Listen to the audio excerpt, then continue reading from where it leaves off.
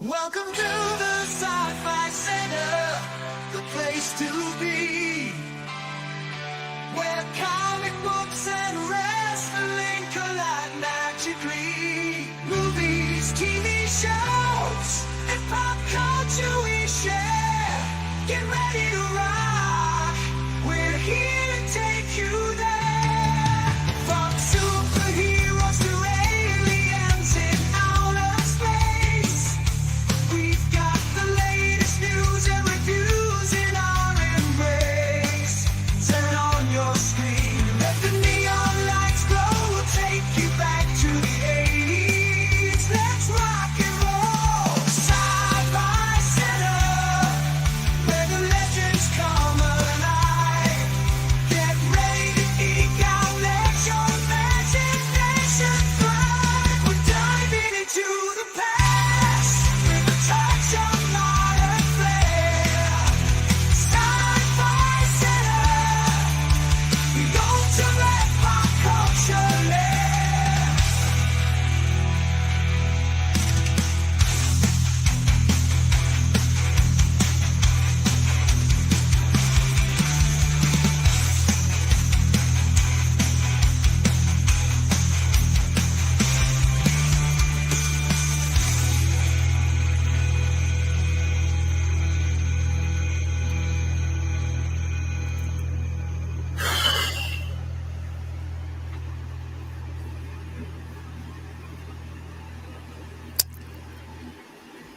Happy Sunday. Congratulations on making it out alive through another week. As we can clearly see from all the RIP and memoriams that we've had to do these last couple of weeks, that is not guaranteed. Welcome to the Sunday night weekend wrap up. This is where you get everything off your chest that we did not address during our mini streams during the week. Open topic pretty much. We can revisit certain topics. We can kind of skip. You should know what those are. But like, if you want to talk about any of the things that we talked about on the overnight show last night, some of the comic books, any movie poster questions, anything that we want to wrap up, given what kind of week we had. So let's say hi. I don't know how to pronounce this. Tosca Beckham. All right, William, what is your favorite issue of every Absolute book? Absolute Batman is going to be the first issue because it did the most groundwork in establishing. It was the very first Absolute book we had, and it set the tone for that world. So Absolute Batman number one. Wonder Woman, I forgot the title, but it is, I think it's episode 7 or 8, where you see how she starts getting her powers from all of her weaponry, and she has to go get the blood of Prometheus to get her, her lasso, those type of things. So I think it's issue 7. I think it's issue 8. It's the one, I can pull it up, but it's the one where she's got the glowing lasso and she's holding it like this over her face. Absolute Martian Manhunter, still working on that one because I'm still putting that story together. That story's a little bit more complex, but the very first issue, once again, most of it are going to be the first issues because you're establishing the difference in between, the normal Martian Manhunter of the normal world and what's going on in this universe. So probably number one would come to Martian Manhunter. Absolute Superman, I think it's going to be issue 3. Issue 3 is where you start getting into the destruction of Krypton, where you start realizing how a difference of him growing up with Laura and Jor-El versus growing up in Kansas, and how it shapes his mentality about injustice. You start to see that there. Absolute Flash would probably be issue 4 as well, when we start to establish the origins of some of these characters, some of these rogue galaxies that have been around. Absolute Green Lanterns, probably the most recent issue of Absolute Green Lanterns, because we're starting to when it comes to Absolute Green Lantern and Flash, they started out with a little bit more of a mystery type of situation, and it took a little bit of time for them to come around and really establishes the main differences between their world and the normal world. So the most recent one of that one.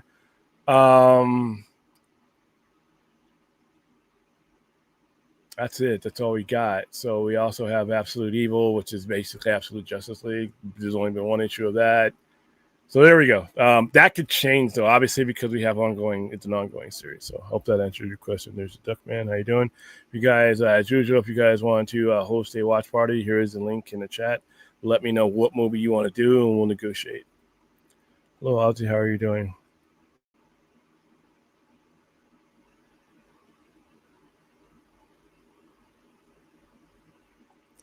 William, can I bring Hamish link later on the Sci-Fi Center? Clarify, please. Jose, what's going on? You're my intro is stuck inside your head today. Walking around singing Sci-Fi Center. Wow. Yeah, you can thank Vince for that. He created that using AI. Hunter Iggy, question, William, should Zack Snyder have worded Henry Cavill my Superman, not Henry Cavill Superman, because the comic's a different version? No, I think most people should have had enough common sense to figure out what he was saying. It's the only Superman that he's directed. That's going to be I don't think it needed clarification, personally, if you're asking me. I mean, I guess it did for some people, but I saw the picture. That's the man he directed. That's his Superman. He's on Instagram now, so what he's probably doing is he's posting a lot of his archival stuff on Instagram, since he just got an Instagram account, and he's probably got a lot of these things in his camera that he's now posting. So I thought people blew it up into something that it really didn't need to be blown up to. Aaron, I'm really enjoying the Absolute Universe. I love Wonder Woman's lasso is green, and in the end of the issue 8, I saw 2 girls kissing. I've also started the Absolute Superman. Cool. Glad you enjoyed the universe. Hunter, what are your thoughts on Zack Snyder restarting a war between groups and multiple different live-action actors? I don't think he was starting a war. All he did was post a picture. It's the people who chose to act like imbeciles and make it more than that. Those are the people who want the war. And because they cannot live without it. Here's the thing, guys. It's not about Zack Snyder or James Gunn. Most of these people don't give a fuck about either one of those people. This is about people affiliating with something. This is about people on the internet and in various corners of the world who are alone and want to be part of something. And this conflict is that something. It doesn't matter how good or bad these movies are. That's never been the point. The point is the conflict and the pack mentality. People feel like they're better when they're part of a conversation. It validates them. It makes them feel important. And a lot of this piling on from all angles is part of that. Movies don't have anything to do with it. If somebody posting a picture brings the worst out in you, that's a you thing. That's because you want to be part of that fight. You want that fight. So that's really all this is. And that's why when they start, acting like they really care about the content and care about these movies, they don't. They want the fight. They want the clicks. They want the confrontation. That's what they want. So no, I don't blame that on Zack Snyder, and I don't blame it on James Gunn. I blame it on the people who don't know how to act.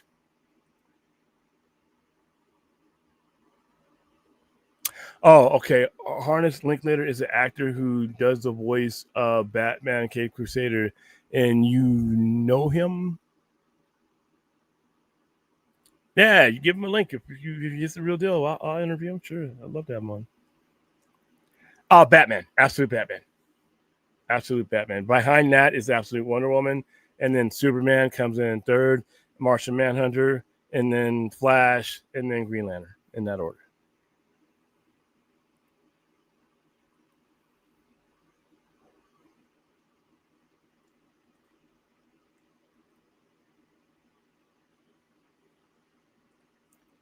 I'm just looking to see if I missed anything this week. Toronto went to a Game 7 against Seattle Mariners in the American League Championship Series, and it's not going to matter. Both of those teams are paying for the right to get beat by the Dodgers in the World Series. Damn it. I didn't even watch a lot of football today. I probably should have. Just getting over it, man. This algae that I've been dealing with. Apparently, all my fellow sufferers of allergies have been dealing with it as well. So I am sharing my pain.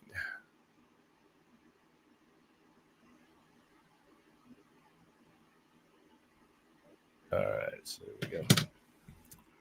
All right, guys. I'm not at the store right now, but I could bring it up. But I know Neil Dragotta is doing Batman because I got a chance to meet him at Comic-Con and talk to him. Kelly, oh wow, hold on.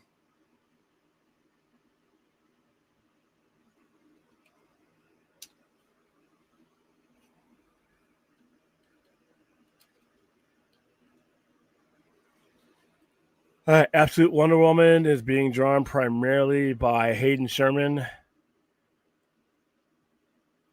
Matias Bergeras. There's been a couple of them.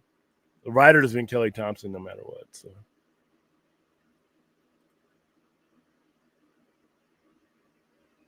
Absolute Batman is Neil Dragotta.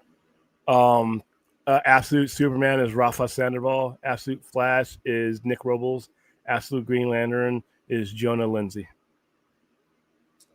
Absolute Absolute Martial Manhunter is Martial Manhunter is actually the only limited series, and it is done by Javier Rodriguez. There will be an Absolute Green Arrow. So apparently he does not dead. Okay, that's cool. And an Absolute Catwoman will be done by an artist named Ben Gal, who I've not heard of yet. Yeah, your crappy Cowboys won 40, 42, 22. Aren't you happy?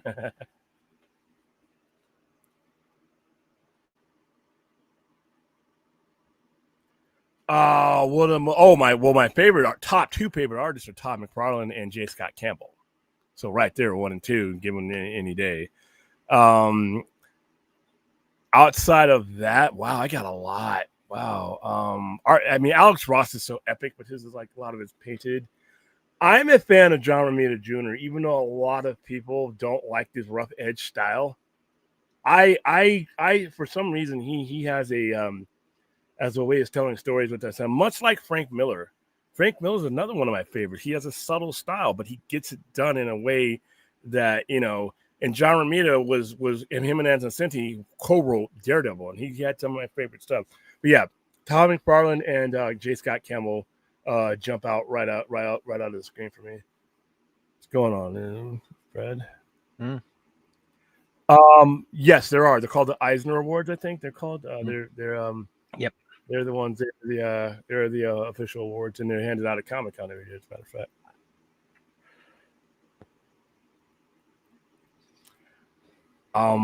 I don't have an answer for this because I never really. I guess I would like to see the follow up to what happened in Peacemakers because that's basically what Checkmate would be in the DCU. Amanda Waller. I'm almost if we get a Checkmate series, I don't know if we're going to, but if we do, I can't believe she wouldn't be part of it. Just basically a progression of where Peacemaker left off, and a better way, a better leaving off point than Peacemaker issue or episode 8 was. Yeah, the more I think about that ending, the ending sucked. I'm assuming you mean Neil Adams. Neil Adams was I credit Neil Adams with a lot of what Batman recovered from the cheesy surfboarding Batman. He kind of was the first one prior to Frank Miller in the 80s that really started to write stories. What was his run? Started to write stories that were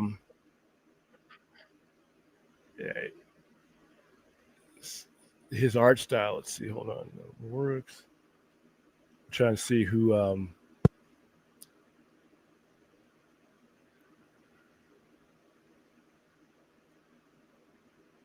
Just trying to pull up some reference stuff. It's easier when I'm at the store to answer these questions.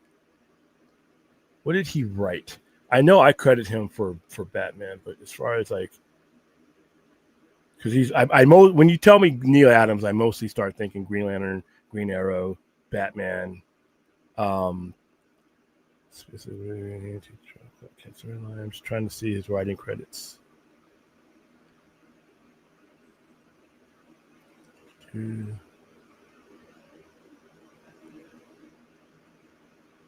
All right, here we go. He's primarily an artist. I don't have him, but during his era, he doesn't have a lot of writing credits as far as DC goes. Most of his stuff was officially as a writer. However, and I'm gonna give you a perfect example where that kind of just is whatever. John Byrne and Chris Claremont. Chris Claremont was the writer of the X-Men during that run.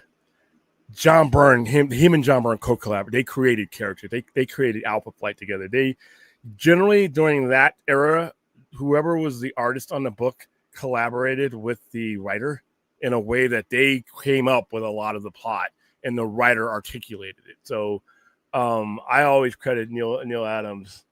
And man, he's got so much in that era. So with the first renaissance of Batman. How you doing, Azteca? Why is it when wrestlers question some of the stuff that's done in AEW, their fans literally go attacking them because that was not constructive criticism. You're talking about what Sarah Stock said about AEW, and when I was on the air last night, I criticized that match because I thought it was too much as far as too many of those matches. But her criticism was bullshit. I'm sorry. I have the respect for her as a booker and as an agent, but I thought that opinion was off base, given what I have grown up seeing in wrestling.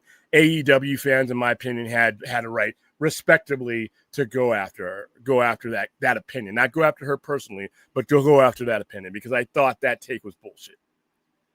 You can't have grown up watching wrestling and be bothered by some of the stuff that's happening in wrestling. And most people who have gone after her opinion have relevantly brought up certain individuals, certain matches where we were watching them as kids and we were fine. And her take on it was that that you're going to have people killing each other because of the type of stuff that they're showing in AEW, which is bullshit. And people who watch wrestling on a regular basis really needed to say something about that.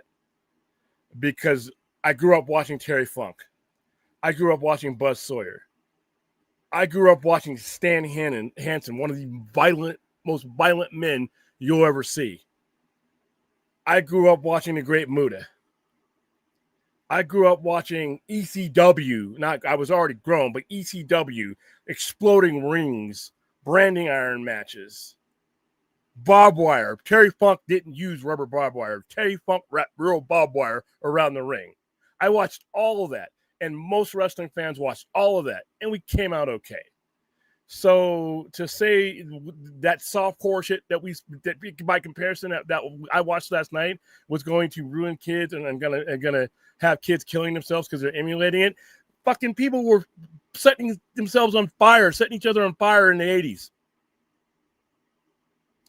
People were they were running each other over in vehicles, in real vehicles, barely missing each other. Bashing guitars over people's heads, hitting people in the head with real chairs that cause real brain damage and real concussions. Tossing people off of all manner of shit that's been professional wrestling. And most people who have let their kids watch wrestling or go to wrestling with them, they are with them, and it is all taken within the context of entertainment and professional wrestling. So if you want to say that was too much for you, that's one thing. But to say that that's going to start some trend like that, I know who that woman is, by the way. And for that to be for her to come out with that, I understand the outrage that people came after her with. I don't go after her, name calling and doing all that stupid shit. But yeah, that person, I thought that opinion was wrong, in my opinion. And I understand fans coming out after that because she was specifically targeting one promotion when I can name you every damn promotion that is out there that is doing crazy stuff like that. And people are watching it and they're not going out to become mass murderers and serial killers any more than they would whatever the hell else they're watching. So yeah, that kind of bothered me, Antonio Baker, because I saw that and I didn't think it was a fair opinion. I thought from somebody who's in the business like she is, I was very disappointed that she would come at it that way. But I don't. As long as you're keeping it civil, I think she should be confronted about that opinion because it's false and it's counterproductive. Because drowning somebody is stupid and people criticize the NWA when they had electric chair match. People, do people who criticize, just because somebody criticizes something doesn't mean they're right.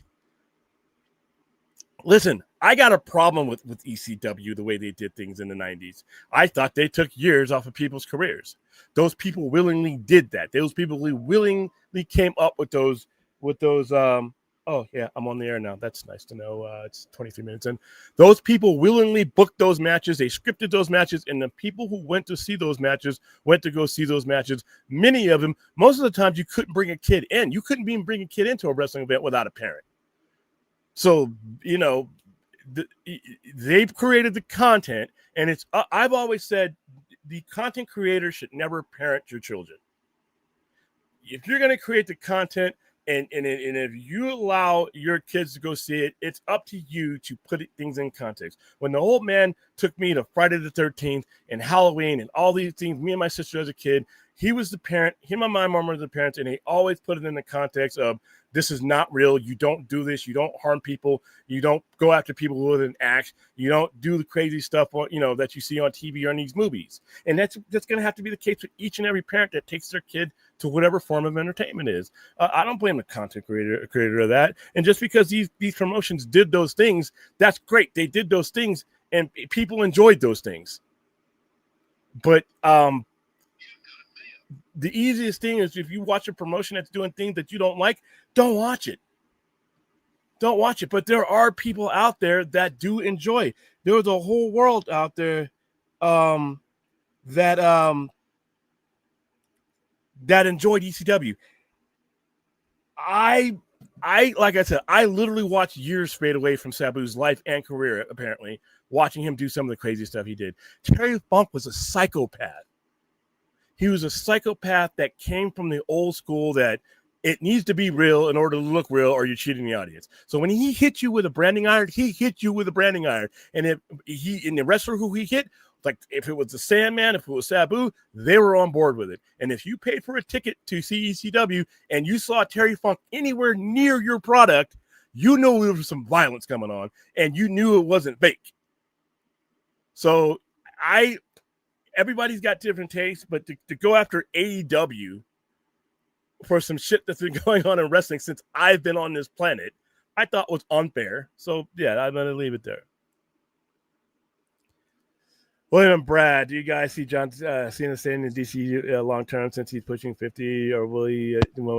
Both. Yes, both. Well, yeah, I mean, it's like he's got, he's definitely going to be, seen again at least once more, in this role. But I mean, also, yeah, he's, presuming that they get the next Fast and Furious off the ground anytime soon, he's got other stuff. So yeah, I mean, he's not going to strictly do Peacemaker, but yeah, we'll see more Peacemaker. We'll see him in other things as well. And plus, him being 50, does he look 50? Yeah, did he look 50? He does not look 50. He has time. All right. And you say Hollywood people don't age like the rest of us. Well, because they got diets, and plus people like that who religiously take care of themselves. Yeah. He's going Bell Rev. All right. He created what the hell? What is going on? Okay.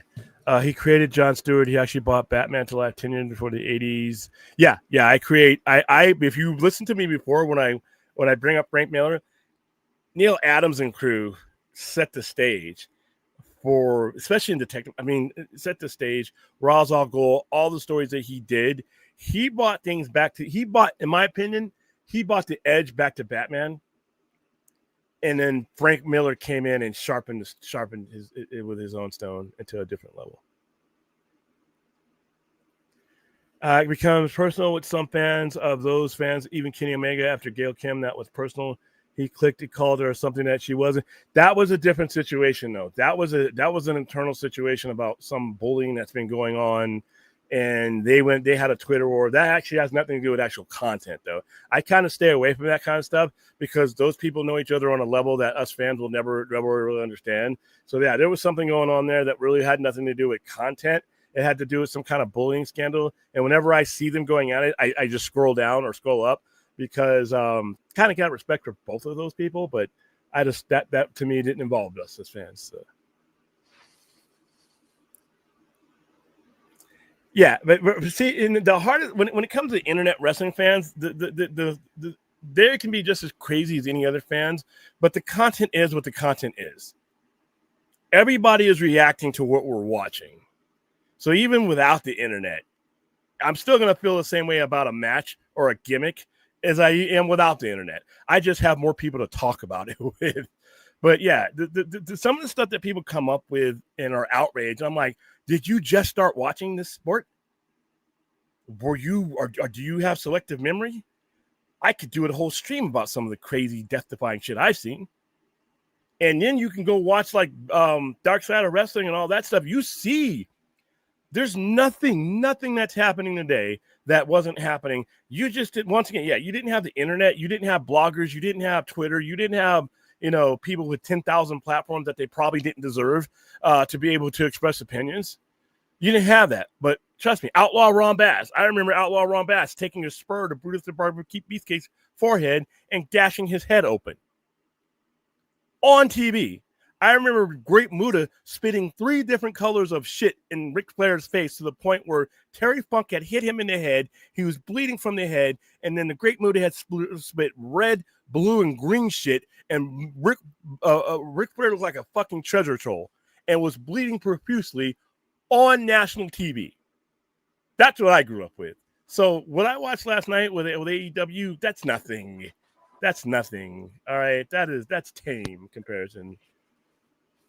All right. We've seen a lot of stupid stuff and nobody was drowning and folks back. Dude, it was a fish tank and it was so lamely done. It was a fish tank about this size with some water in it and that he wasn't going to drown in. So yeah, I think people are overdoing it. The scaffolding match in the 80s, I remember the barbed wire matches. I was like, yeah, that stuff was fine. And I watched it, and guess what? As far as you all know, I haven't killed anybody yet. Not directly, at least. There's nobody buried in my yard. There's nobody, I'm not mentally unstable. But no, I watched all that stuff. So to say that that's going to influence kids to do something, come on, man. Well, not mentally unstable. I mean, not mentally unstable. I mean, you're not as excited for the Furious as I am. Not a big fan of the Raid. So are you really mentally stable at them? I'm just into better shit. Video games. No. See, right there, you gave yourself away. Would somebody please think of the children? I don't watch the show to know who she is. Sorry. Yeah. Video games probably will do more than to people than wrestling would. And I don't even think the video games are that big of it. Like I said, if you're being raised right, or if you have proper influences around you, then you're not going to have a problem. If you don't, anything can turn you into a monster. To be honest with you.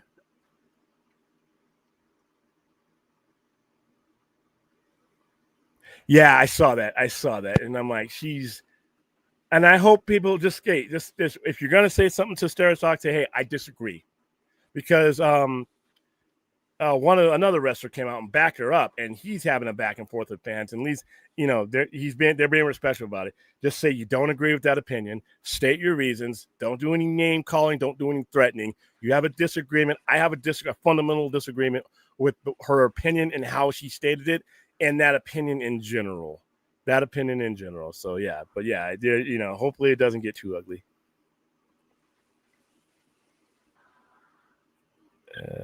I mean, like I said, you're talking about 2 industry insiders here.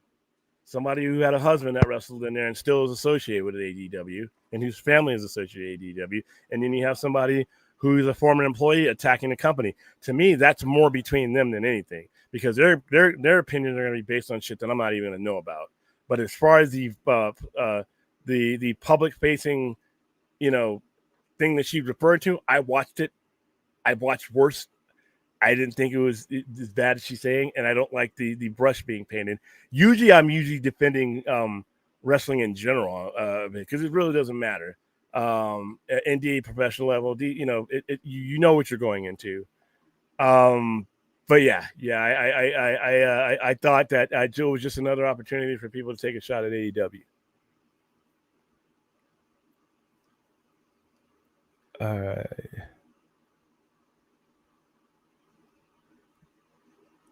Well, a lot of stuff that went on in the Attitude Era. Remember, that was when Vince was unopposed, and WWE. Just to be honest with you, that's why you don't ever want that kind of situation in wrestling again, where you had one mega power that was the only good paying one out there. So if, you had to put up with things that you probably would not have had to put up with. You had to bring competition or another workplace for you to go to.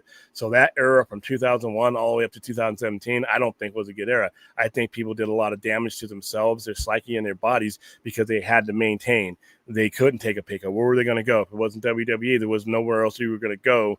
TNA was big, but it was still a huge pay gap. Some of the foreign wrestling companies that, you had to do a lot of those just to make a living. Whereas WWE, you could just be associated with them and maintain your lifestyle. So you kind of put up with things that were not things that you would put up with today. So let's see. I didn't catch ECW, so I can't necessarily. I never watched them, so I haven't. Yeah. If you watch ECW, look at the people that are in that audience. There are families in that audience. I mean, there's all kinds of stuff. I mean, Sandman didn't know what fake was, I guess, because he was hit you with real shit. He really hit you with the kendo stick, and it was a real kendo stick because you could hear it, and when he would break it over your head. But they were all in on it, though.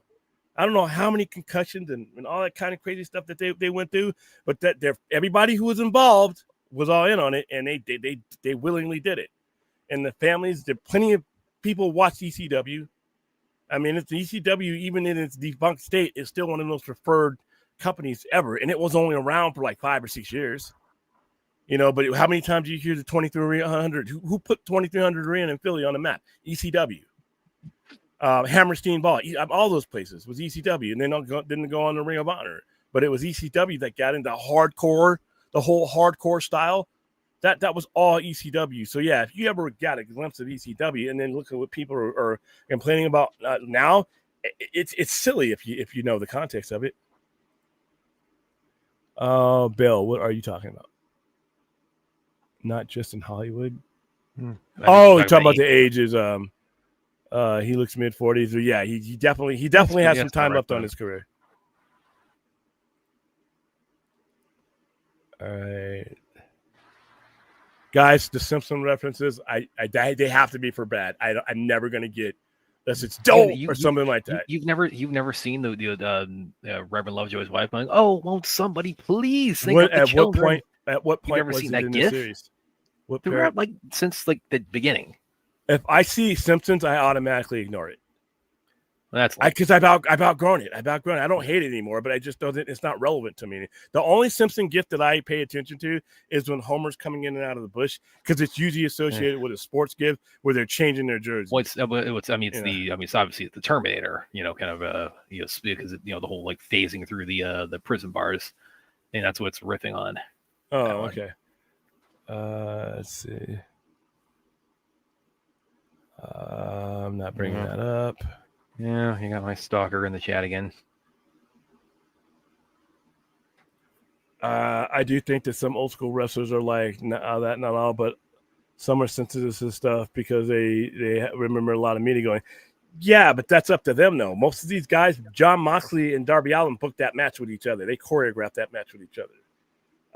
So it's more of a preference. But with the variety of wrestling that is out there right now, you have the ability not to watch it, but to just don't try to parent other people's kids. That's the thing. Let's see. Just remember when we talked about DC gatekeeping.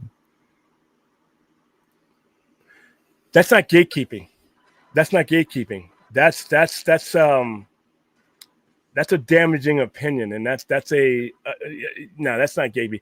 Gatekeeping is if I wanted to keep you out of, I don't think you're a real wrestling fan because you don't watch WWE, and I don't want to have you in my wrestling. That's gatekeeping. That's not gatekeeping.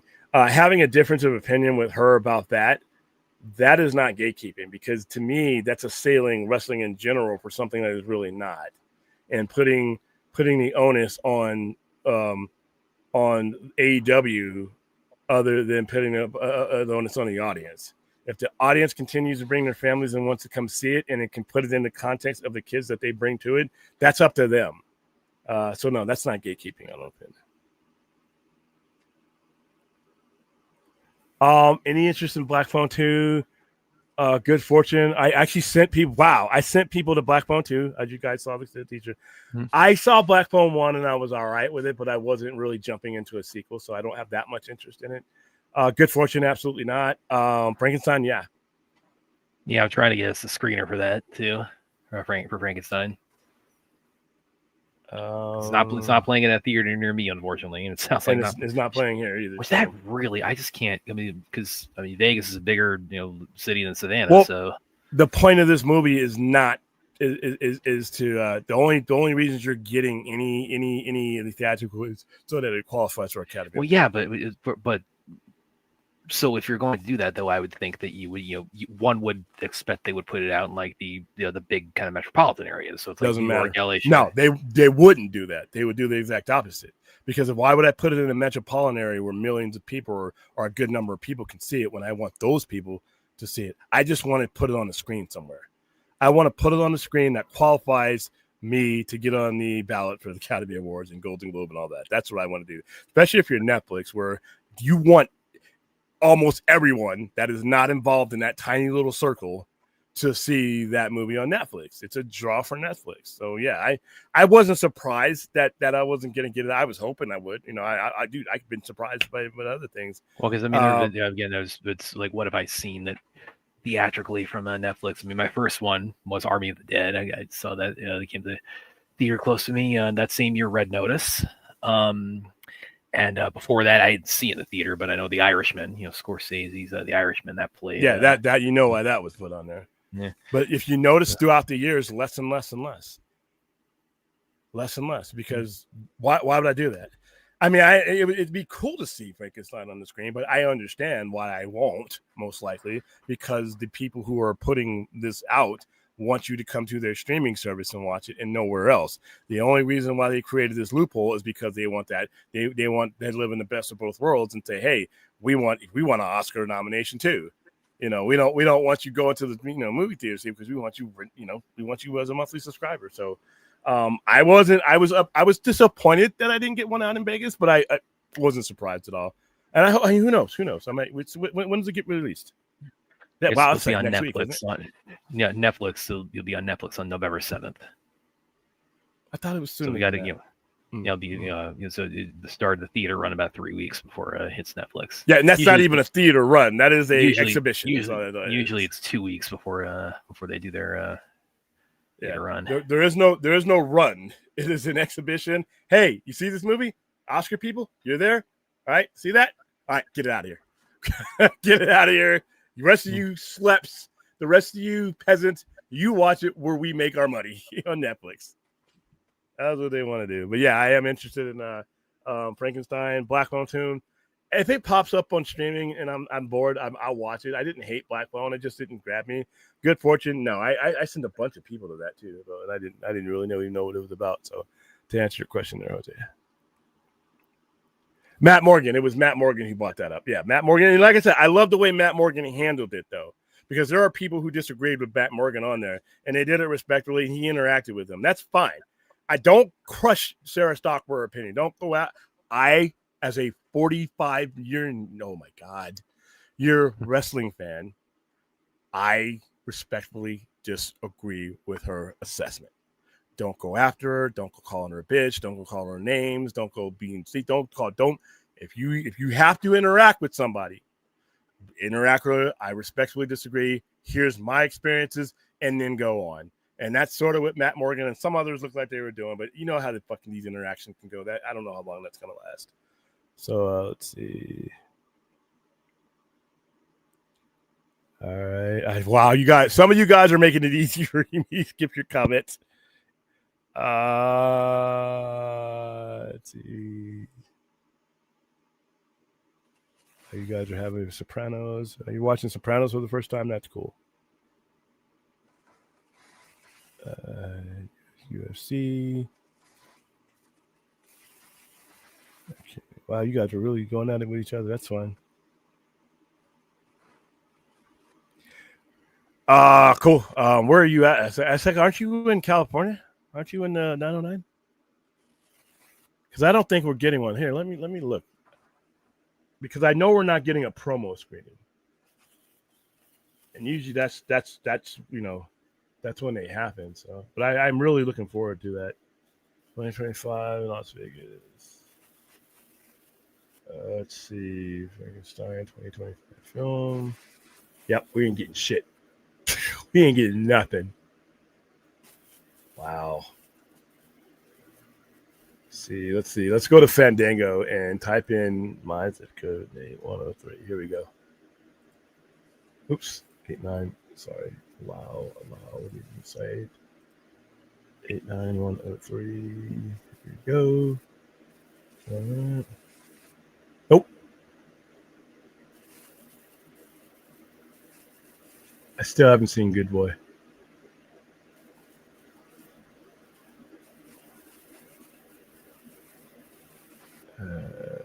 Let's see. Hold on. Go back here because you already did your search, right? Okay, here we go. Ah, we are gonna get it.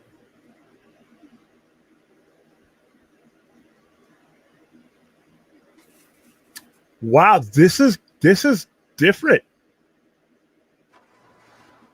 Can you hear me? Oh, I think you can hear me because I can hear your static. So this is gonna be this week. We get it this week. One theater. That's all you get. One theater, one showing a day. Actually, no, two theaters. One of them's in Kentucky. You can go to that one, or East Craig. So, but wow, fuck, you only get two screenings. 7 and 10 p.m. Okay, so Thursday, October 23rd, it's going to get a 1, 2, 3, 4, 5, 6, 7. It gets 7 days here in Vegas.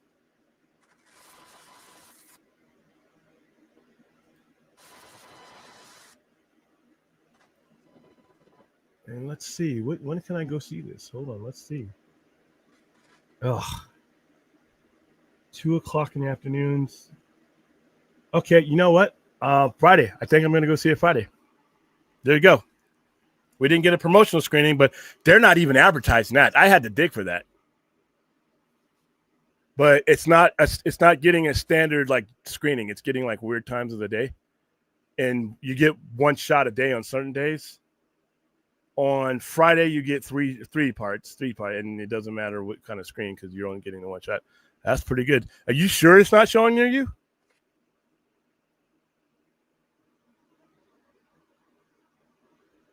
You're muted. You're muted. Yeah, I haven't found any showings close to me yet, but I'll keep looking. Look up Fandango because it's the only one that showed showings for me. None of the other ones showed it. Yeah, because I'm thinking we ain't getting shit. We ain't getting shit. I'm going to go see it. I get to give you guys a review.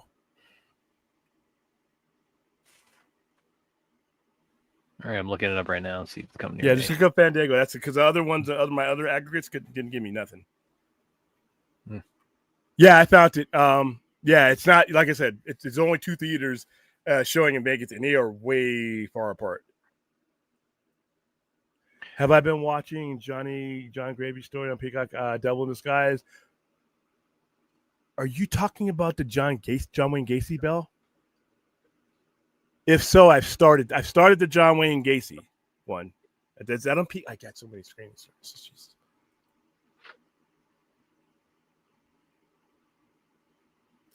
Season 2 of Sopranos. Oh man, year 2000, 2001. I love that show.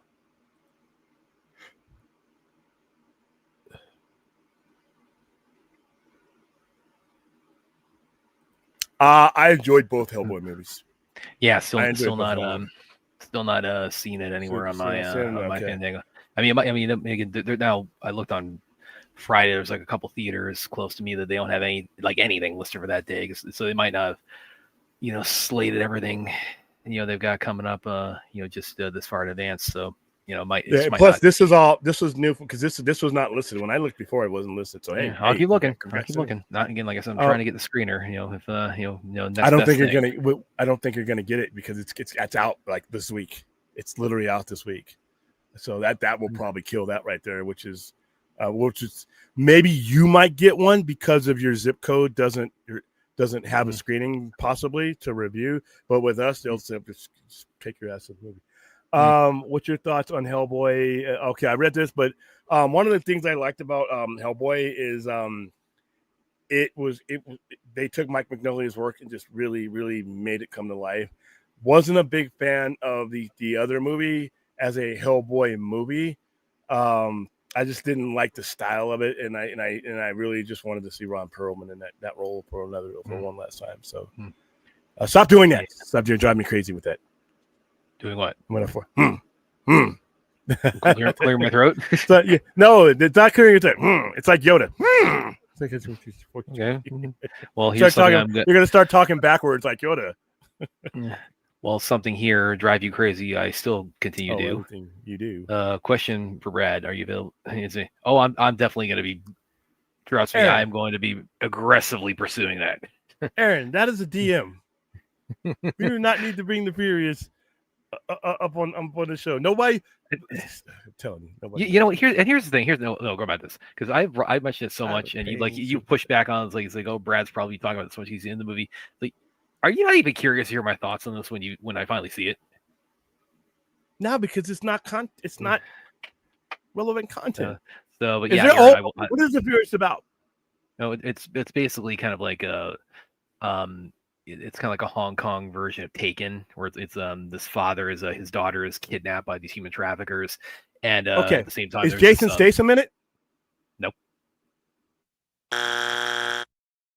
Then it doesn't meet the exception for Aaron. I am aggressively going to be pursuing this. They should be giving you that so that you can be one of the 10 people watching it. I think it's probably wrapped up. It's because I knew there was one more film festival was playing in I think the one in Hawaii. So I think it just wrapped that up. So it might finally be at the point where they're going to start putting out, letting people see screeners for it. But trust me, I will be chasing this down like there's no tomorrow until I get my hands on it. So much. $5 super chat. Thank you, Rational Step. But William, you didn't hear Netflix made a deal with AMC to start doing to you guys. No, they did it for Demon Hunter. I didn't see it for people. I've seen it for that movie. I did not read into that a long-term deal because Brad, you sent me this too. I didn't see a long-term deal. I saw it for that movie. And granted, they could do it for other movies, but it doesn't. Okay, guys. It doesn't make any sense for them to do it beyond sprinkles here and sprinkles there. It literally defeats their business model. And I know there are people, if it's in the theater, more people will see it in Netflix. Netflix has been doing just fine without that being the case. Netflix has been doing just fine without that being the case. They have a business model, and it is counterproductive to do this for any mass marketing for movies like Demon Hunter and I think K-pop or whatever it is, and that's the only movie I saw. Now, if there's another movie, Rational, send it to me. But even then, you could send me 10 movies, right? There's in comparison to a regular cinematic studio, that's not going to be anything. Their whole point of Netflix is to get you to subscribe and stay subscribed. They have done that without having these deals with the theaters. They've literally been around. When was Netflix founded? Even when we go back to the send in your DVD and get one back thing. I mean, now since they've been into the content creation since 2012, 2013, I don't see why a deal with AMC besides outside of certain movies would benefit them. Why would I want to send you anywhere else but my subscription service to see my shit? The whole reason why you have the shit is because of our subscription service and because of the revenue that's drawn through there. The whole reason it exists is because of the streaming service. So I saw this deal, but I didn't see anything other than that particular movie. If anybody's got other movies, let me know. We'll bring them up. But as far as I know, it's for that particular movie. And each of these things is a case by case thing. Sometimes they're going to be doing it so that they can get Academy recognition because of the rules that you have to be and on the screen for a certain amount of time in a certain amount of theaters, and then they yank it. Like I said, we just did Frankenstein. Frankenstein's getting less than a week. And then literally the very next week is the beginning of November, and it's going to be on streaming where they want the majority of you to see it. Well, and that's going to, I mean, it's November. It's interesting with that timing because that's also the same day as Predator Badlands. And then I think Running Man was originally going to be there, and then they bumped it back like a week. So, and that's fine for Netflix because they're not competing. They're not competing with any of those movies. Yeah, they want you. They're competing. What Netflix is competing with is other streamers. Is what they're competing with, and even then, they're the pioneer. I mean, they've been doing it. They've mastered this. So yeah, they made a deal to start doing theatrical releases. And you sent me this article too, right? And I think you sent me. I think both of you guys sent this to me. Yeah. But I read it. And let me read this again because maybe I'm missing something. I could be missing something. All right. Well, the main reason I sent it too is because I was wondering, like, with all the speculation of them like entering like the bidding war for Warner Brothers, like, was this like kind of like a test run or something for like what they would do, like if they became like the new owners, like, is this like a test run for what they would do as far as like you balancing like their theatrical and their streaming kind of models. Yeah, I just don't see any benefit in it for them on a long-term basis. Case by case, yeah. I don't think Netflix is in the running for any of this shit, but All right, Netflix, the world's largest streaming service, and AMC Entertainment, the world's largest theater chain, ran by an idiot, by the way, have jointly decided to work together. This new cooperation will start this Halloween weekend. AMC will show Netflix's most popular movie in its history, K-pop Demon Hunters. It will play at approximately 400 AMC screens across, that's not a lot, across theaters in the U.S. and Europe. While the two companies have not had a commercial relationship in recent years, both Netflix and AMC are intrigued by mutually beneficial opportunities that could arise from future collaboration. Discussions are underway as to what that may entail, but no further details are being. It's this movie, and it's probably going to be a case-by-case basis. If I'm a stockholder in Netflix, and if I'm somebody who has some sway, if I'm one of the people on the board, I say tread lightly. If it ain't broke, don't fix it. You don't go experimenting with my cash. We got a good thing going here. There is no real benefit to our current business model. There is no real growth potential, really, in this day and era of cinema anyway, for you to make any major investment or any to adjust any type of trajectory to do anything other than what is doing just fine for us right now. Take these opportunities as they come, but under no circumstances this should just be the norm. Then there's no circuit. And I would assume that there are people who have lots of stocks and piles of money that would be affected by this that would probably be in the ear of Ted Sarandos. All right, Brad Shioda. Yeah. Mm-hmm. Yeah, did it. Just did it again. You just did it again. Now you're going to do it to piss me off. See, fuck you. Hey, listen. So we got makeup for that, Jose. We can put the little dots on his face. We can put the little dots on his face, and he's fine. Well, and plus, if you're talking about Hellboy specifically, it's like that's pretty easy to hide someone's natural appearance. No. The Beekeeper, man. The Beekeeper was awesome. The Beekeeper was what rad. movie has he done? Even a Working Man. Listen, once again. What did you go in there for? If you went in there looking for a Romeo and Juliet, and you got Jason Statham beating up people. I'm sorry, I can't. I warned you guys. Don't go in there looking for that shit.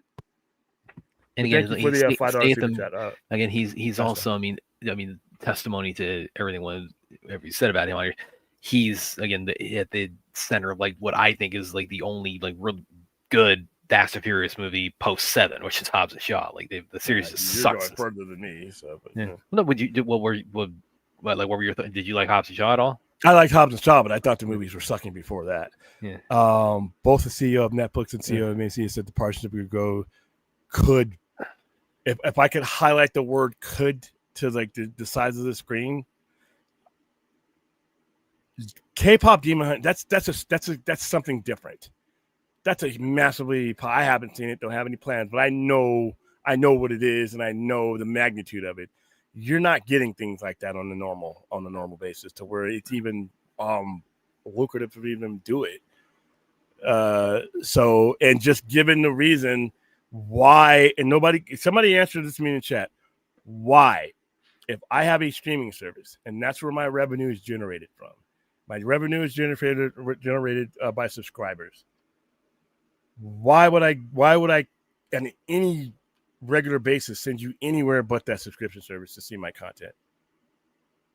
There are not enough examples to go against what Netflix has already established as something that's working. Why would they do that? It just doesn't make financial sense for them to do. They want you subscribed, they want you logged in, and they want you watching it from Netflix. That's where their money comes from.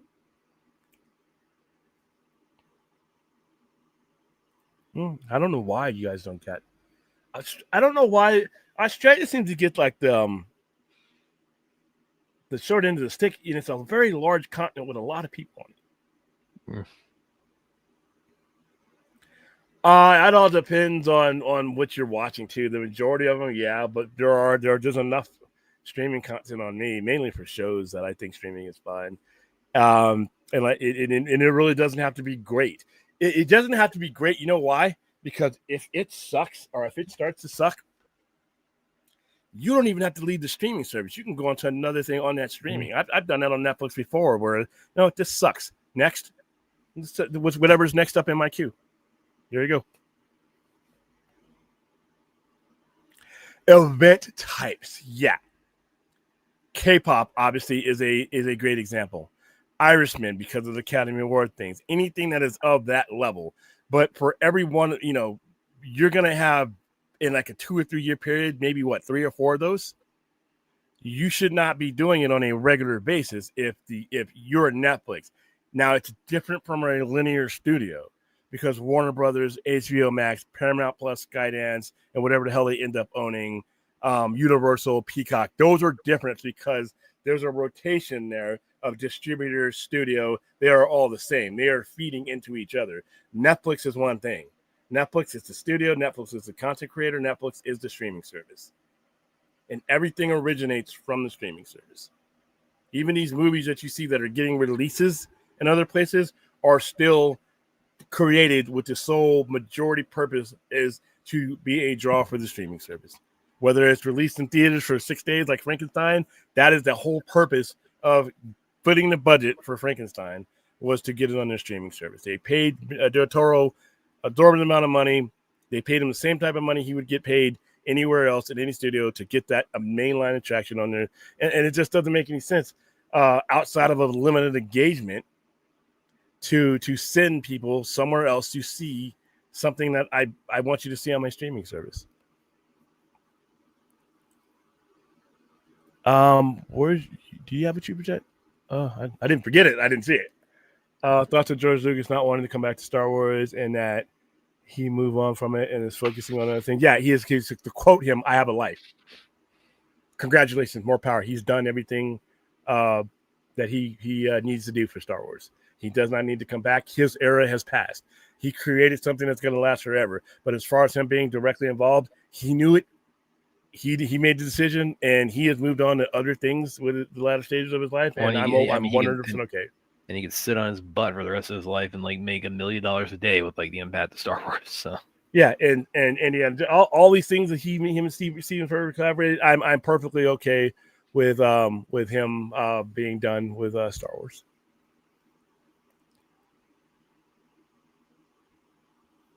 Let's see.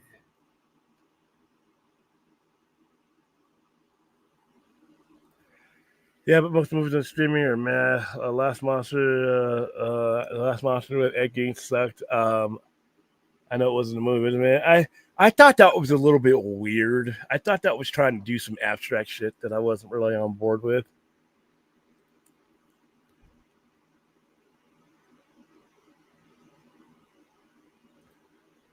I don't. What did you say? Something new? I didn't see that. Who said something new? The Flash director is blaming fans for. Oh, yeah, did yeah? No, he's.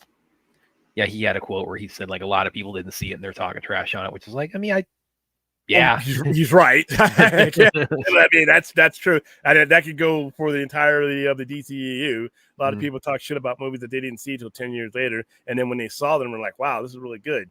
Oh, the fuck were you back in 2013 to 2017? But some of these people were infants, and they had to grow up as people.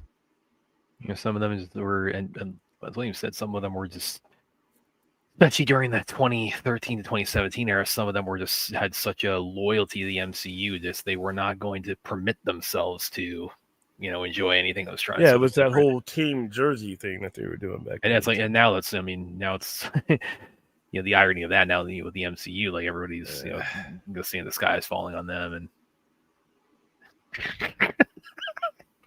every time I see this image.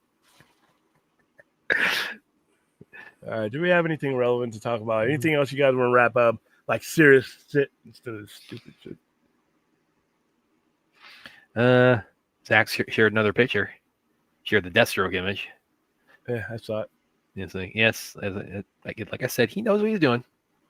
He knows what he's doing. He's posting a picture. Yeah. He knows what he's doing. Do you guys know what you're doing? And by the way, and I don't know if this is a hot take, but it's like, because the one he shared, it was actually, these are actually, I think the Superman one had been in circulation before. The Deathstroke one definitely had when they were doing the additional scenes, you know, the Nightmare epilogue, and it shows, you know, Deathstroke with the mohawk.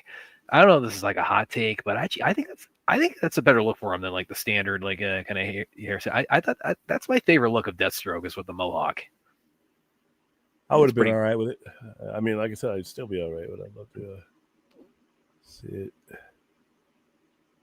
Let's see. It might get my tickets for Frankenstein. You came here for him to mention a Deathstroke picture? Wow. No, he's, like I said, he knows what he's doing. He's having fun to one end, you know. He's like that's for him. That's for him. Maybe that's for him to no one else to find out. Maybe he's new to Instagram. He's digging up pictures to post, and maybe that's what he's doing. Yeah, but again, he knows.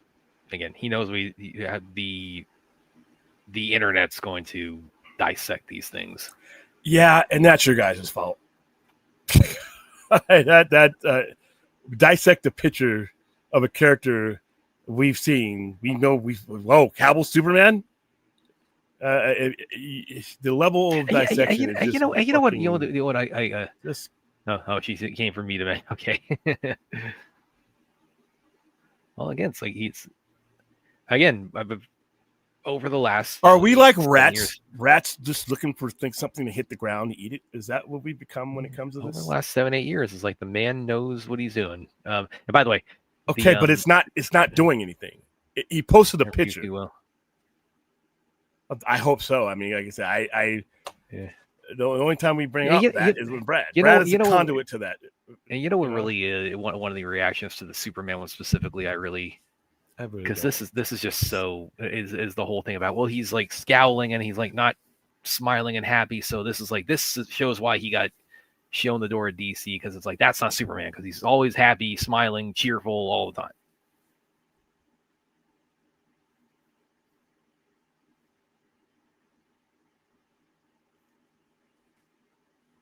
It's been 24 hours since I voiced the words. There is no relevant information in regards to the Snyder stuff. And here we are, 11:38 Pacific time, and it's still the case. Posting pictures is not relevant information. Yeah. It's not even relevant. The co-host is invoking his veto power here. No, because like I said, it is not. No, we'd seen that one. We had seen. I'm pretty sure that it's a behind the scenes image from BVS, but that one, it's like we'd seen that image. Okay, you know what you do when you see that? You know what you do when you see these images? You click the like button, and if there's no announcement attached to it, you go on about your lives. that easy. That easy. Not everything's a foil hat conspiracy. Damn right I have veto, because that's why we talk about the Furious on here all the time. Not everything is a foil hat moment. Not every picture needs to have a code word to blink twice if you're saying something other than posting a picture. It's like, ugh. Yeah. So you've seen Frankenstein, Larry?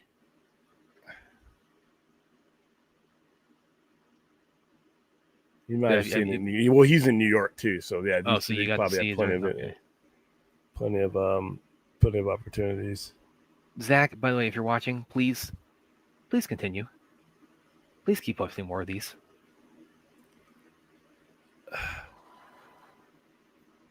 Please continue stirring the pot. The pot of what? The pot of what? What are we stirring? That's for him to know and us to find out. You're like a marionette. It's like these things come out, and it's like you're like a cat with a laser, and the laser's on the wall. And wherever they point the laser, that's where you guys go. I would understand if there was a movie coming out, if there was something coming out. I can't take this anymore. It's a fucking picture. Stop. They're pictures. They are pictures. I said this last night when we opened the show. This is embarrassing. Yeah, sorry. Larry's with me. Almost as bad as, remember the lone gunman on the fucking X-Files? That's what you guys remind me of. Every little thing has to be parsed and dissected apart. It's just a picture. And when he says something in the text under it that is something other than that, then you guys can put on your foil hats. Till then, it's a fucking picture. And the reaction to this picture has just been, I mean, it almost makes me want to give up my geek card, because I don't know what the fuck you guys are. Because this is beyond geekdom. This is kind of stupid, actually. All right. Does anybody have anything fucking relevant? Hold on. Let me do this slowly. Does anyone have anything fucking relevant that they want to ask and or contribute to the show? By relevant, meaning you don't have to wrap your ears around a conspiracy theory to make it relevant. I'm talking about something that is relevant now, today, the 2025, and what is left of October 19th. Anybody? Here's your chance.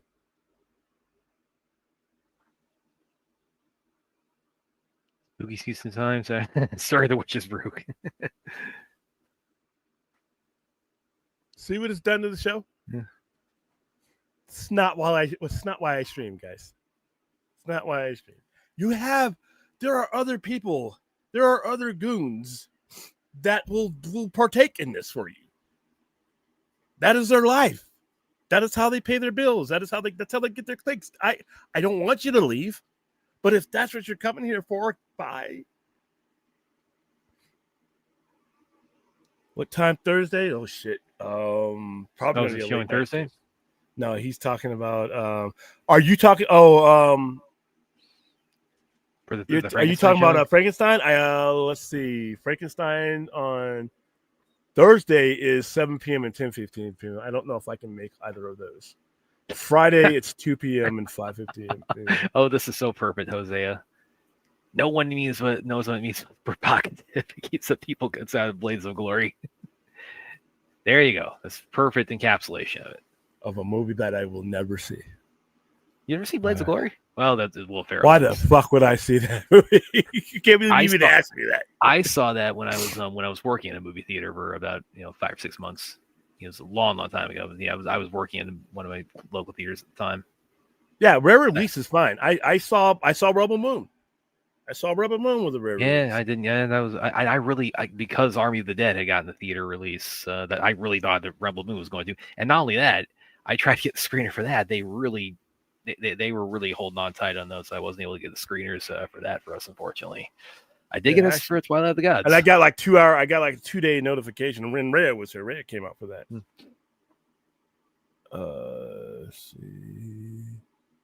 Oh, if we're talking about that, it's probably going to be later on in the evening.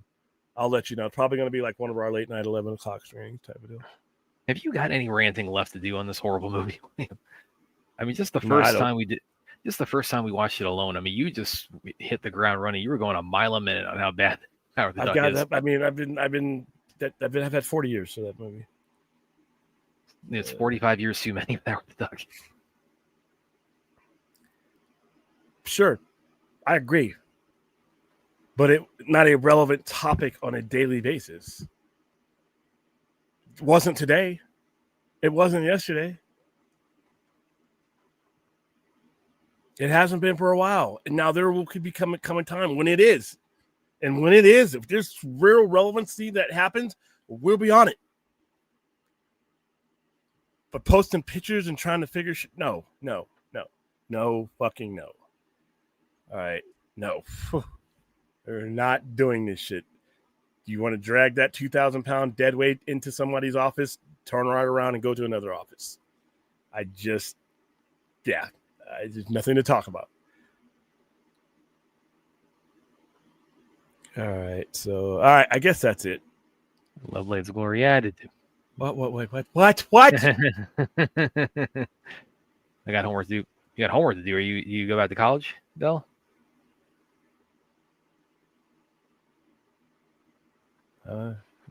Use that GI Bill, Bill.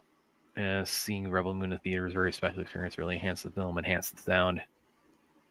I had a lot of fun because the people who were there were diehard people that were like diehard in his movies. I mean, and you know what? They really. I wish I could. I would have loved to have been at like the LA premiere because like Film Junkie and Stephen Colbert and quite a few other people made out to that. They really went all out with that. I mean, you've seen like the display they had. I mean, they made like the front of the theater like look like the plane, like the actual Planet Veld. They really brought out all the bells and whistles for that.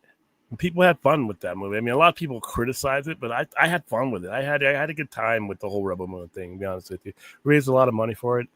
And like I said, there was a lot of people there that were fans of his movies, and we got to talk. I mean, we got to talk with people. About don't get that opportunity because it'd been years and years and years since he had anything that we could all go to a theater and see together, unless you were in certain, like in California or in certain fundraisers, there wasn't something you could actually grab a ticket for. And if we actually got any kind of like news on like the release plans, because he's making The Last Photograph now, so but like that and Brawler and like the stuff he has like on the dockets, like those are like lined up, but we don't like so like who's distributing. Let's like whether it's Netflix, whether it's somebody else. A lot of people kind of with Brawler kind of settled on the theory that maybe Paramount, because UFC is under Paramount Viacom now, so that's maybe that would make sense. I have no information on any of those movies right now because I know he's sending out one. One of the main things I see was when he's taking the pictures from Last Photograph and putting those on Instagram. I find those interesting because it's a war movie and I like war movies. This UFC movie, I'm probably going to go see it, but I'm not as excited about that as I am for the war movie because when it comes to combat sports, I'm just not interested. Yeah, because for me, it's like the opposite because that's my of what he has lined up. That's my big one I'm waiting on. And well, then, of course, we're still waiting on concrete news about the 300 prequel that was announced. Yeah, there's a lot of stuff to do that's going on, so it's just like a wait and see. And like I said, when it comes to that type of like stuff that he's working on that is pending, that's coming on, it'll be worth talking about. Depending on what, like I said, I'm not going to be talking about the UFC one as much as I would be talking about Last Photograph or 300. It's just obviously you see what the title of the show is. It's I'm not going to knock it or nothing, but it's just like I try to stay on topic, even though Brad doesn't help sometimes. I try to stay on topic. Well, absolute DC investing. Yeah, I'm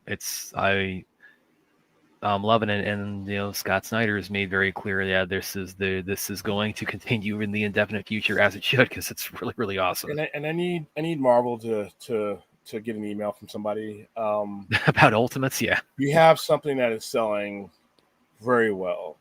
It's at or near. It's around. It's hovering around with what Absolute is doing.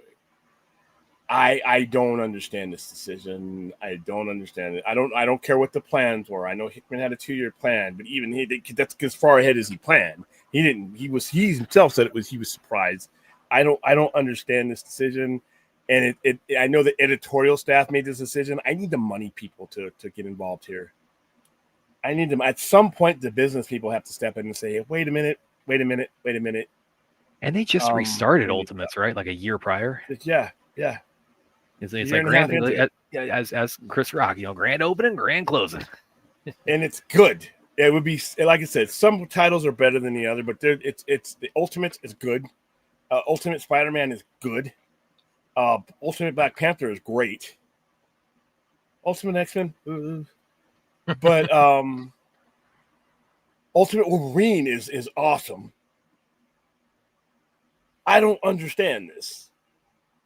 I could see if it was a drag on the system. I understand. Even if I like it, if it's not making money, me liking it's not enough to keep it around. But I personally could tell you that that's not the case. I don't know. Maybe other people who sell comics, if you're in our chat or if you are in our chat in your recent or near future, if you're selling comics, is it hurting you? Maybe I'm just in my own silo, but I see the numbers on the solicitations. I see them. We all have even fans have access to those sales numbers. I don't see what's going on to make you think that this needs to go away. So, Larry, is this about Absolute DC or about Ultimate Marvel? Because Absolute DC, we're definitely getting, it's definitely going to be something in the works. There's no way around it. Well, William, do you think it's doing well enough for us to get an animated movie or something? We're getting Nightfall. Fucking yay! By the way. I think it's probably already in the works, and we just don't know about it because we're peons. And I think Phil, he talked about this on the Vox stream like 2 weeks ago, where he said because Nightfall is apparently going to be like a 4-part or 3 or something like that, so it's going to like take up, so it's going to be like drop quarterly throughout next year. So that's as far as like DC animated.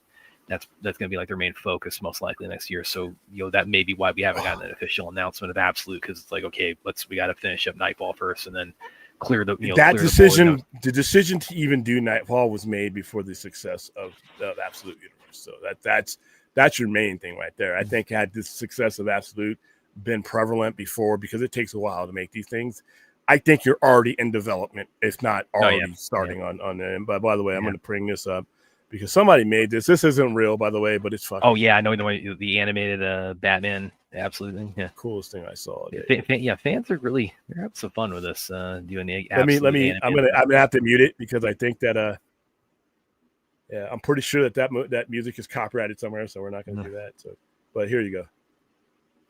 Look at this. Look at this.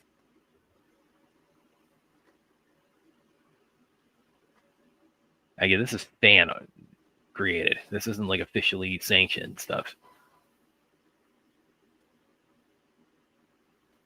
This reminds me of some Liquid Television type shit, dude. I love the way all the artwork showing him hanging upside down like that, because usually that's something you kind of more associate with Spider-Man. Yeah, but he is a bat.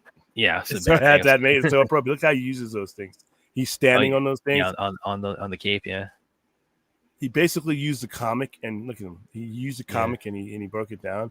But this is beautiful. Yeah, every single one of those guys is alive, by the way. And he took this right from. Yeah.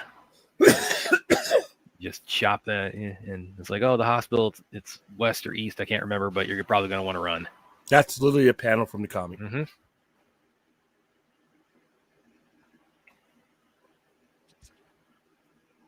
It says right there.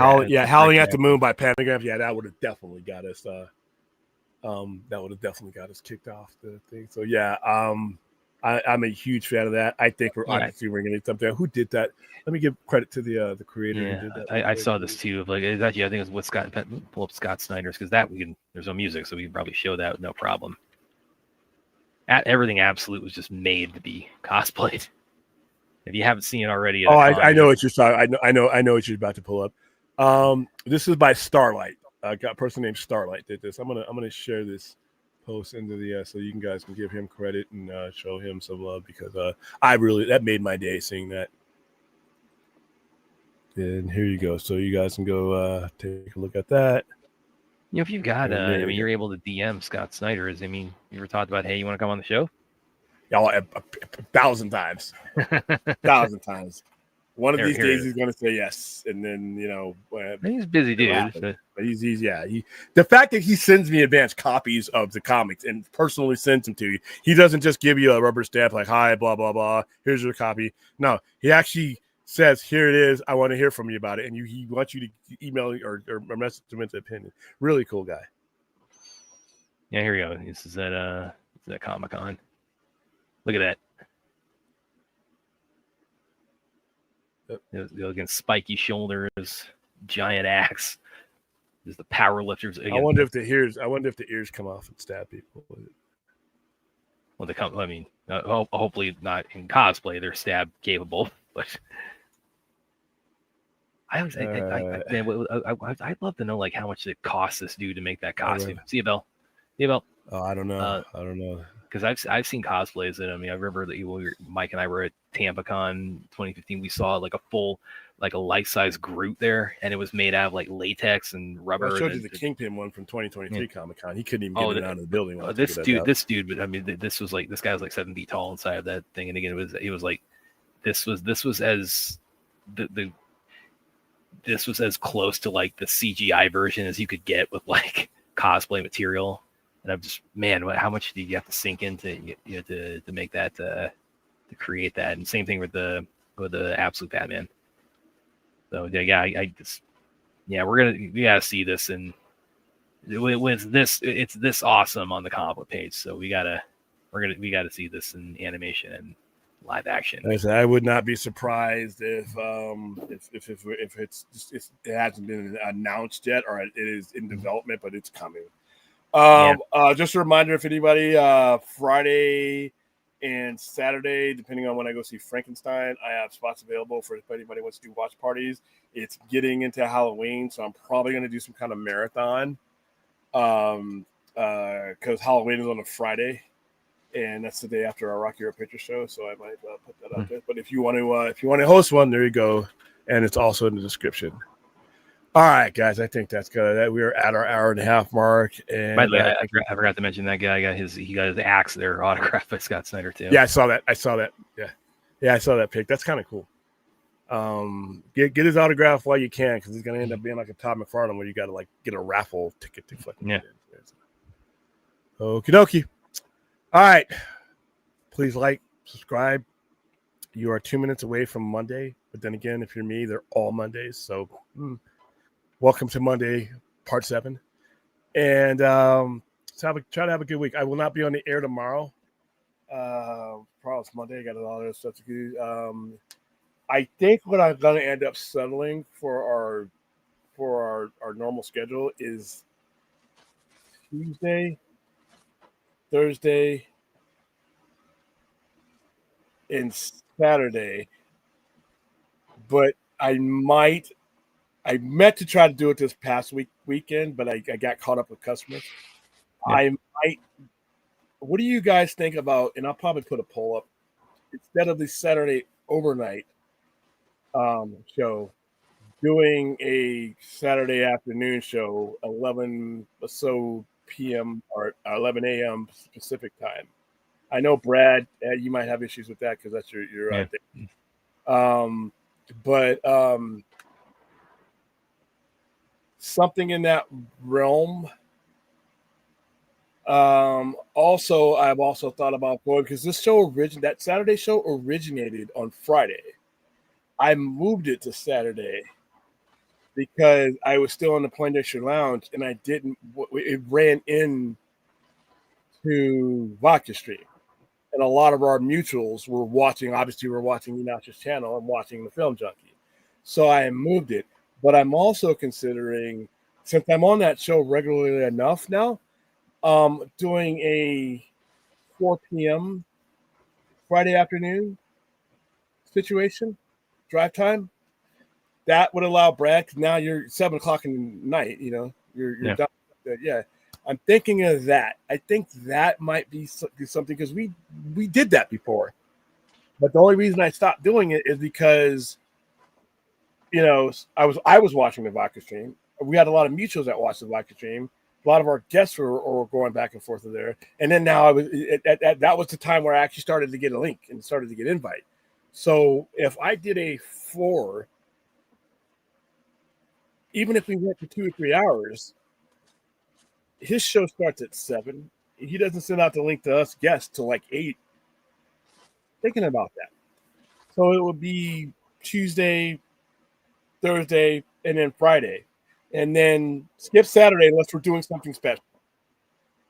And then have the regular Sunday night. Take what we do on Sunday, whatever we don't get. And then I'm thinking about that. The Saturday shows are tough, man. They're tough because it's right in the middle of that's the day of the week. That's the day. You guys can see sometimes I'm actually dealing with customers. And now that car show that happens, they walk up. I even have to adjust my rule of no liquor in the store because drunk, they're faded. So they come in, oh, can I bring this in? And I'm like, you know what? Fine. Yeah, go ahead. I mean, they're bringing the big old things in. High as a kite. They're having fun at their show. They're not doing the driving, but they're out there. And it's open. So they look up, they see the Green Lantern emblem. They come up in the store. So I'm doing a show. Yeah, I can do it, but I don't feel like sometimes I'm giving them 100%. You know, so that Saturday show is kind of tough. But what do you guys think of that? Friday afternoon show about 4 p.m. Pacific time. And then Tuesday, Thursday, Friday, something like that. That way we don't have a bunch of filler shows where we're just, talking. I mean, sometimes we'll do an open topic some, but now you're throwing a Benadryl or an insomnia stream every now and then just to make that special. But what do you guys think of that schedule? Especially some of you guys on the East Coast too, because I put you guys through hell with our schedule. So what do you think about that? So, yes, they do. Yes, they do. They have the most content because they cover the most topical ground. But I could also do that on a Friday as well. Like I said, I moved the same show that we see on Saturday. That show was on a Friday originally. I go out there. I went out there. I actually go out there and hand out business cards. I hand out business cards. I turn around. I see that up there. If you get a chance, stop on through. I handed out 50, 60 business cards. I ran out of business. I got to get some more printed tomorrow. Thanks for reminding myself. I go out there. As soon as I hear Snoop Dogg or whatever they're playing, because that's usually when the one guy that shows up, he always blasts the same song, and that's when I know it's on. And so I'll go out there, and I've had some of their guys hand out some cards. And, hey, come out and get some cards. I'll give you a discount. I'm going to create a coupon for them, So, yeah, I'm all over it. All right, I think that is it. So shows in the comment. Go to the car show. All right, that's it, guys. Have a nice morning, and I will see you most likely Tuesday, unless something comes up, or I hope nobody dies. That's the biggest thing. Yeah, that'd be good too. All right, see you guys later. Like, subscribe, all that.